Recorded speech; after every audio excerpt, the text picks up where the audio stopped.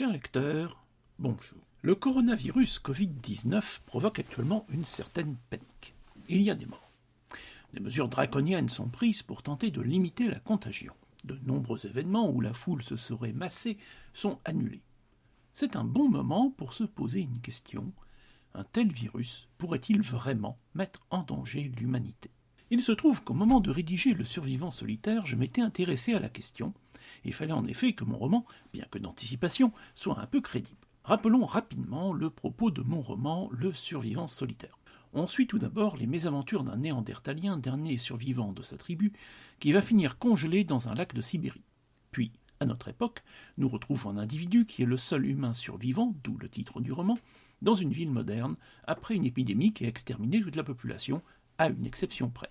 Il est entendu que cette exception ne se veut pas unique, mais est la seule dans le périmètre accessible aux héros.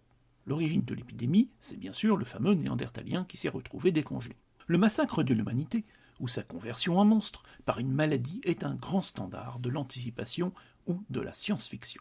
C'est bien sûr en lien avec les peurs très anciennes, issues des épidémies comme la peste noire qui a ravagé l'Europe.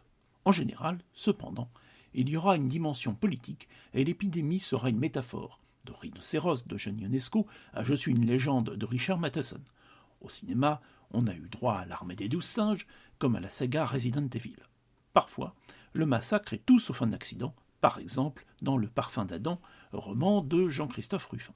Mais ces scénarios sont-ils crédibles ?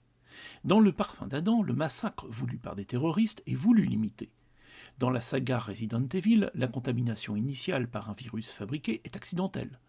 Dans l'Armée des 12 singes, le virus est aussi probablement fabriqué. En fait, le massacre général est très peu probable. J'en explique les règles dans un intermède de mon roman Le Survivant solitaire. Comme n'importe quelle autre espèce animale ou végétale, l'espèce humaine a connu au fil de son histoire un grand nombre d'épidémies et de maladies diverses. Si l'espèce de l'Homo sapiens a duré, c'est qu'elle a su résister à toutes les maladies et autres malheurs rencontrés. Et lorsque l'on parle d'agents biologiques pathogènes, virus ou bactéries, il faut garder en mémoire que l'on parle d'êtres vivants. De la même façon que n'importe quel autre être vivant, les agents pathogènes sont soumis aux règles de l'évolution. Un agent pathogène, pour persister, doit donc être adapté à son environnement. Pour se reproduire et résister au temps, il doit aussi être capable de ne pas exterminer trop vite ses porteurs. C'est là que le virus dont je parle dans Le Survivant solitaire a été particulièrement efficace. Mais finalement, son efficacité a provoqué son extinction. Sa capacité à résister dans la toundra glacée durant des millénaires a été un élément essentiel dans sa survie et sa propagation, mais ce n'était pas le seul. Un certain nombre de maladies diverses ont disparu assez vite. En cause, leur mortalité trop rapide et trop élevée. Si le porteur meurt avant d'avoir contaminé une population suffisante, le germe disparaît avec lui. Sauf à parier sur le fait qu'un nouveau porteur potentiel se mette à se vautrer dans le cadavre du premier. Bien sûr, certains germes ont su ruser. Ainsi, la peste circule avec un cycle complexe passant au travers de plusieurs espèces, de la puce du rat à l'humain.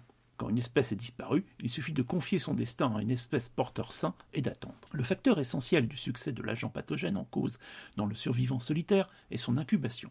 Un hominidé infecté ne développe aucun symptôme durant environ 1 mois. À l'issue de ce délai, le germe tue son hôte en quelques semaines, parfois quelques jours. Mais durant cette période, il a eu largement le temps de se propager.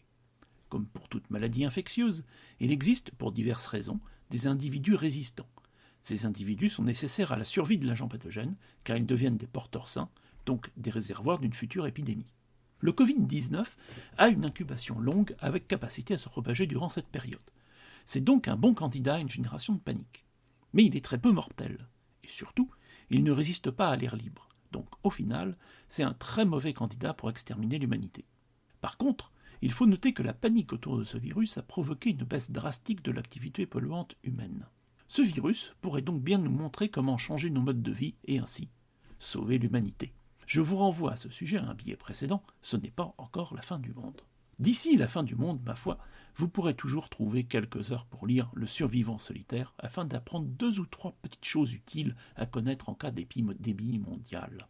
Il ne me reste donc plus qu'à vous souhaiter une bonne lecture.